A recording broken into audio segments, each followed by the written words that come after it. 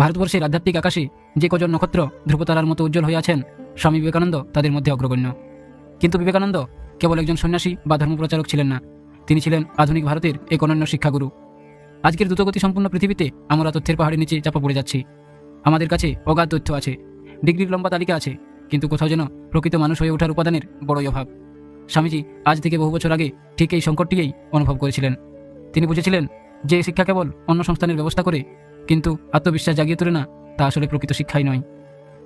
তার কাছে শিক্ষার সংজ্ঞা ছিল অত্যন্ত গভীর। তিনি বলতেন, শিক্ষা কোনো বাইরে থেকে চাপিয়ে দেওয়া বিষয় নয়, বরং মানুষের অন্তর্নিহিত যে দিব্য ভাব বা পূর্ণতা আগে থেকেই বিরাজ করছে, তাকেই সযত্নে প্রস্ফুটিত করার নামই হলো শিক্ষা। অর্থাৎ একটি বীজের ভেতরে যেমন আস্ত একটি মহিরহ লুকিয়ে থাকে, তেমনি প্রতিটি শিক্ষার্থীর অন্তরে লুকিয়ে থাকে অনন্ত সম্ভাবনা। শিক্ষকের কাজ হলো কেবল সেই বাধাগুলো সরিয়ে দেওয়া, যাতে সেই সম্ভাবনা মহিরহে পরিণত হতে পারে। আজ এই মহান বিপ্লবী সন্ন্যাসীর জন্মজয়ন্তী। এই শুভক্ষণে দাঁড়িয়ে চলুন আমরা নতুন করে অনুধাবন করি বিবেকানন্দের সেই চিরকালীন মানুষ গড়ার শিক্ষা বা ম্যান মেকিং এডুকেশন এর দর্শনকে। ভিডিওটি শেষ পর্যন্ত দেখুন, কারণ আজকের এই আলোচনা আপনার জীবন ও শিক্ষার প্রতি দৃষ্টিভঙ্গি বদলে দিতে পারে। স্বামীজি মনে করতেন, যদি লাইব্রেরির সব বই পড়া মানেই শিক্ষা হতো, তবে লাইব্রেরিগুলো হতো পৃথিবীর সবথেকে বড় ঋষি। তার মতে, যে শিক্ষা সাধারণ মানুষকে জীবন সংগ্রামে সমর্থ করে না, যা মানুষের চরিত্র গঠন করে না, তা কি শিক্ষা নামের যোগ্য? তিনি চেয়েছিলেন এমন এক শিক্ষা ব্যবস্থা যা মানুষের আত্মবিশ্বাস এবং চরিত্র তৈরি করবে। তথ্য গোগেরাসে গেলা নয়, বরং সেই তথ্যকে হজম করে বাস্তব জীবনে প্রয়োগ করাই হলো আসল শিক্ষা। শিক্ষার্থীদের জন্য স্বামীজির সব থেকে বড় টোটকা হলো একাগ্রতা। তিনি বলতেন, আমি যদি আবার নতুন করে পড়াশোনা করার সুযোগ পেতাম, তবে আমি তথ্যের পেছনে না ছুটে প্রথমে মনকে একাগ্র করার শিক্ষা নিতাম।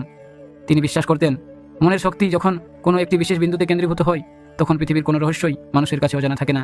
তাই পড়ার টেবিল হোক বা খেলার মাঠ, একাগ্রতাই হলো সাফল্যের চাবিকাঠি।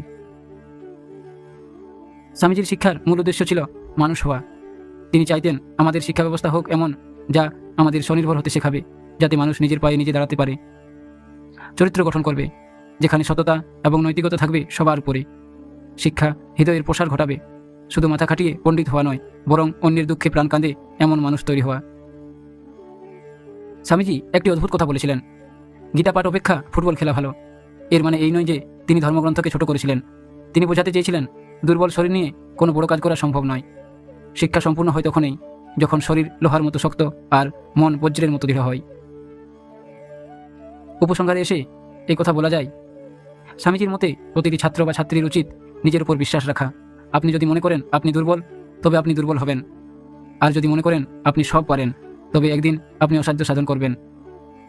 আসুন আমরা তথ্যের পেছনে না ছুটে প্রকৃত মানুষ হওয়ার পেছনে ছুটি। স্বামীজির শিক্ষা আমাদের জীবনের অন্ধকারকে দূর করুক, আমরা মানুষ হই।